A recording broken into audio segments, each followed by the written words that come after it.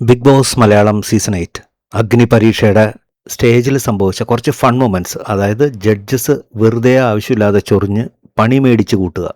പ്രത്യേകിച്ച് പറഞ്ഞ അഖിൽ മാരാരും രഞ്ജിനി ഹരിദാസിനും കിട്ടിയ 8ൻ്റെ പണിയാണ് നമ്മളിന്ന് ഡിസ്കസ് ചെയ്യാൻ പോകുന്നത്. ഒരാവശ്യമില്ലാതെ വെറുതെ ചൊറിഞ്ഞ് കിട്ടിയ പണിയാണെന്ന് ആലോചിക്കണം. ഇവിടെ നിങ്ങൾക്ക് എല്ലാവർക്കും അറിയാം എന്ന് വിശ്വസിക്കുന്നു. എൽദോ ഒരു പൊളിറ്റീഷ്യനാണ്. ഇലക്ഷന് മത്സരിച്ചാണ്, MLA ആകാൻ വേണ്ടി മത്സരിച്ചു, എന്നിട്ട് തോറ്റു. എൽദോയ്ക്ക് ഒരു ചാൻസ് കിട്ടുമ്പോൾ എൽദോ സംസാരിക്കുന്നത് ഒരു പൊളിറ്റീഷ്യനെ പോലെയൊക്കെയാണ്. ഇതിനുണ്ടായിട്ടുള്ള സംഭവം ആദ്യം ഞാൻ പറയാം. എൽദോയ്ക്ക് ഇൻഫിനിറ്റി പെൻഡൻറ്റ് കിട്ടുന്നു. അതിനൊരു പ്രത്യേക കഴിവൊക്കെ ഉണ്ട്. അപ്പോൾ അഖിൽ മാരാർ പറയുകയാണ്, നീ സ്റ്റേജിൽ വന്നിട്ട് കുറച്ച് കാര്യങ്ങൾ സംസാരിക്കുക.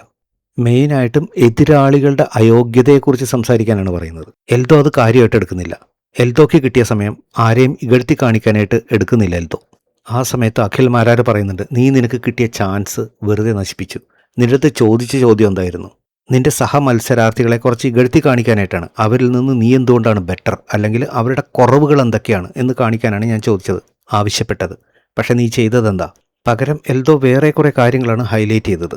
ഈ സമയത്ത് അഖിൽ മാരാർ പറയുന്നുണ്ട്, കുറച്ച് മസിലൊക്കെ പിടിച്ച് ഒരു രാഷ്ട്രീയക്കാരൻ അല്ലെങ്കിൽ ഒരു രാഷ്ട്രീയ പ്രവർത്തകൻ സംസാരിക്കുന്ന ഒരു രീതിയിലാണ് സംസാരിക്കുന്നത്. ഭയങ്കര ഫ്രണ്ട്ലി ആയിട്ടുള്ള ഒരു ടോക്കായിരുന്നില്ല, അല്ലെങ്കിൽ ഒരു മുഖം മൂടി വെച്ചുകൊണ്ടുള്ള ഒരു ടോക്ക് പോലെയാണ്. അഖിൽ മാരാർ എൽദോനെ മോക്ക് ചെയ്തിട്ട് നല്ലോണം ഏറൊക്കെ പിടിച്ച് താങ്കൾക്ക് എല്ലാവിധ ആശംസകളും എന്ന് പറയുന്നുണ്ട്. അതിനപ്പോൾ തന്നെ സ്പോട്ടിൽ എൽദോ മറുപടി കൊടുക്കുന്നുണ്ട്. എൽദോ പറയുന്നുണ്ട്, നമ്മൾ രണ്ടുപേരും തോറ്റ MLA മാരായതുകൊണ്ട് ഇങ്ങനെയൊക്കെ പറഞ്ഞാലും എനിക്ക് കുഴപ്പമൊന്നുമില്ല. അത് അഖിൽ മാരാർക്ക് ശരിക്ക് കൊണ്ടു.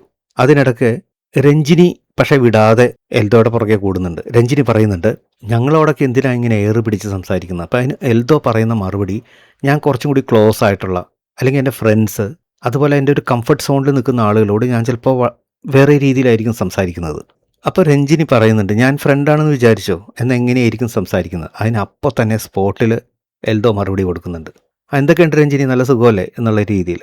അതായത് ഒരു ജഡ്ജസിന് കൊടുക്കുന്ന റെസ്പെക്റ്റ് ഒന്നുമില്ലാതെ എടാ പോടാ എന്നൊക്കെ ഉള്ളൊരു രീതിയിൽ എൽദോ അങ്ങനെ മറുപടി പറഞ്ഞപ്പോൾ രഞ്ജിനിയും പെട്ടെന്ന് ചിരിയടക്കാനായിട്ട് പാടുപെടുന്നത് നമുക്ക് അവിടെ കാണാൻ സാധിക്കും. എന്തായാലും ഉരുളക്കുപ്പേരി എന്നുള്ള രീതിയിലാണ് മറുപടിയെല്ലാം വന്നത്. അത് ജഡ്ജസ് ഒട്ടും പ്രതീക്ഷിച്ചുമില്ല. ഇവരെല്ലാവരും ഓരോ നിമിഷവും എലിമിനേഷൻ ഭീതിയിൽ നിൽക്കുന്ന ആളുകളാണല്ലോ. അപ്പോൾ കുറച്ച് റെസ്പെക്റ്റോട് കൂടിയിട്ട് കുറച്ച് ഒതുങ്ങിക്കൂടി സംസാരിക്കുമെന്നാണ് അവരെല്ലാവരും പ്രതീക്ഷിച്ചത്. പക്ഷേ അവരുടെ പ്രതീക്ഷകൾക്ക് അപ്പുറത്തായിരുന്നു, അസ്ഥാനത്തായിരുന്നു എൽദോയുടെ മറുപടി.